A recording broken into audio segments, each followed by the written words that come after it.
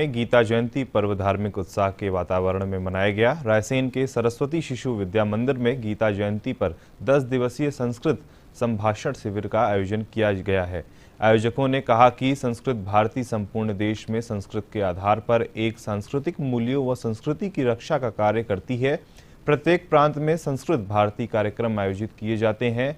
उन्होंने कहा कि संस्कृत भारती ने नई शिक्षण पद्धति को विकसित किया है, जिसे प्रत्यक्ष शिक्षण विधि कहते हैं, और 22 घंटे में संस्कृत बोलना सिखाते हैं।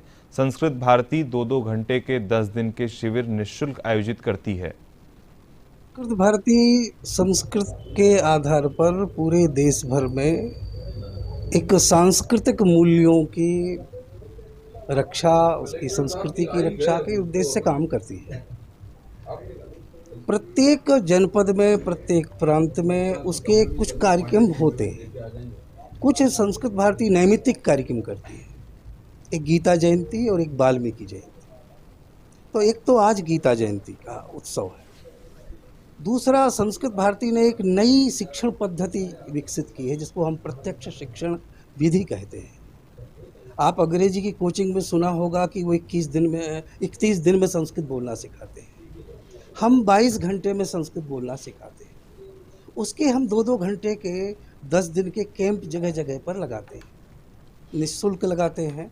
और उसमें हम विद्यार्थियों को सामान्य व्यक्ति को भी संस्कृत को संभाषण के रूप में लेने के लिए कुछ हम भाषा का प्रयोग करते हैं। और बड़ी लोकप्रिय वो हमारी विधा है। संस्कृत के गांव बनाए हैं हमने। जिस गांव में, झिरी गांव में पूरा अपना मध्य प्रदेश का गांव है, उसमें सब लोग संस्कृत बोलते हैं।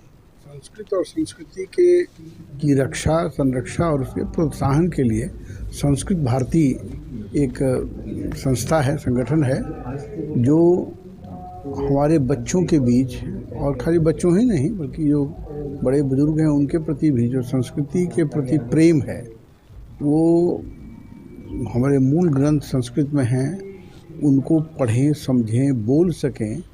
तो इस दृष्टि से इसका एक सत्प्रयास है, जो बहुत दिनों से, कई वर्षों से भारत के विभिन्न भागों में इस प्रकार के कार्यक्रम होते रहते हैं। और यहाँ भी रायसेन की जो इकाई है वो इसको कर रही है। एक प्रशिक्षण वर्ग चलता है और इसके हमारे खासकर जो बच्चे हैं उनको बहुत लाभ मिलता है। वो 10 दिन, 15 दिन के अंदर संस्कृत बोलना भी सीख लेते हैं और उसमें संभाषण भी करना शुरू हो जाते हैं, जिसको प्रायः लोग